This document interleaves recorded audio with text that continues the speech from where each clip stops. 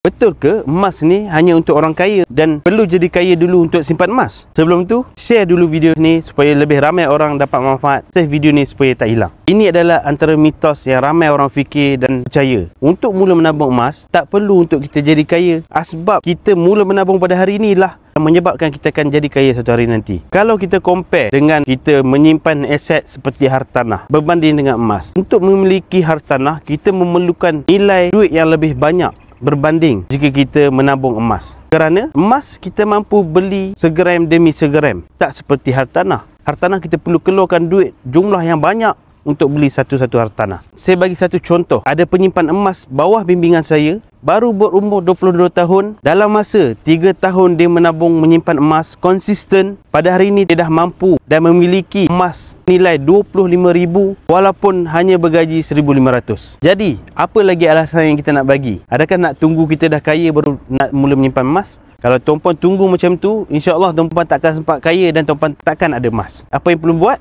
Mula menabung daripada sekarang, dan siapa yang nak mula menabung serendah RM100 tanpa komitmen, tuan-puan boleh tekan dekat beg biru di bawah. So, saya akan guide tuan-puan A to Z sehingga capai matlamat tabungan emas anda.